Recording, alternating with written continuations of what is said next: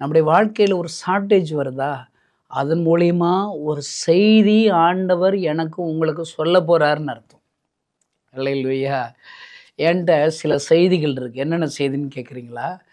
நான் சாக கிடந்தேன். எங்க போயும் சரியாகல. ஏசப்பா இடத்துல ஜெபம் பண்ணேன். ஏசப்பா என்ன சுகப்படுத்தினார். இப்ப எனக்கு ஒரு செய்தி இருக்குது. இயேசு சுகமாக்குறார், ஆக்குறவர் என்ற செய்தி என் கையில குடுத்திருக்கிறாரு பாருங்க. அல்லேலூயா! இப்போ உங்கள்ட்ட என்ன செய்தி இருக்கு? நீங்க டேஸ்ட் பண்ண செய்தி சொல்லுங்களேன் பார்க்கலாம். கடன் பிரச்சனையில இருந்தேன். ஆண்டவர் என்னை விடுவித்தார். ஆண்டவர் அற்புதம் செய்கிற செய்தி இருக்கா? அல்லேலூயா! ஒரு ஷார்ட்டேஜ் வருதுனாலே, ஏசப்பா ஒரு செய்திய உங்களுக்கு டேஸ்ட் பண்ண போறாருன்னு அர்த்தம். அல்லேலூயா! இன்னும் 2வது நான் சொல்ற செய்தி என்ன தெரியுமா? என் கண்ணீர துடைச்ச ஏசப்பா கண்ணீரோடு அழுது கொண்டே இருக்கிறார். அவர் அழுகிறத என் கண்கள்னால நான் பார்த்தேன். உலகத்தில் உள்ள எல்லா ஜனங்களுக்கும் அழுதுகிட்டே இருக்கிறார். என்ட்ட இருக்கிற 2வது செய்தி என்ன? எல்லா ஜனங்களுக்காக என் கண்ணீரை துடைத்த ஆண்டவர் கண்ணீரோடு அழுது கொண்டே இருக்கிறார். ஆமென். இந்த செய்தி நான் எல்லா இடத்துலயும் பிரசங்கிக்கிறேன். 3வது செய்தி என்ன?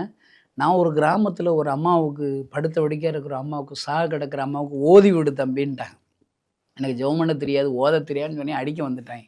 வேறு வழி இல்லாம கழுதை காச பணமா வாயா வலிக்க போகுது. சும்மா ஜெபம் பண்ணேன். ஏசப்பா உங்களுக்கு என்னமோ பிரச்சனை படுத்து கிடக்காங்க. என்னமா செஞ்சு சரிப்படுத்திருக்கேன்னு சொன்னேன். அந்த அம்மா சாக கிடக்கிற அம்மா உயிரோடு எழுந்துட்டாங்க. எந்திரிச்சு நடந்துட்டாங்க. அல்லேலூயா! நான் சொல்றேங்க 3 செய்தி இருக்குதுங்க. போதுங்க. உலகத்த கலக்குறதுக்கு இந்த 3 செய்தி போதும். இந்த 3 செய்திய டேஸ்ட் பண்ணா போதும். இன்னைக்கு என்னுடைய எல்லா கஷ்ட காலங்கள், நெருக்கங்கள் வரும்போது, இந்த 3 நான் டேஸ்ட் பண்ண சத்தியத்தை நினைவு கூறி, அதை நான் மறுபடியும் அப்பியாசிக்கிறேன். மறுபடியும் அதை கன்ஃபஸ் பண்ணுகிறேன். அந்த ஆண்டவர் இன்றைக்கும் அற்புதம் செய்கிறார் இருக்குன்னு நம்புகிறேன். ஆண்டவர் என்னை பயன்படுத்துகிறார். அல்லேலூயா! இந்த செய்தியை கேட்கிற அன்பு கிறிஸ்தவ நண்பர்களே, ஒண்ணும் கவலைப்படாதீங்க. ஆண்டவர் உயிரோடு இருக்கிறார். அற்புதம் செய்கிறார். அவர்ட்ட ஒப்பு கொடுங்க. ஆண்டவர் பெரிய காரியங்களை செய்வார்.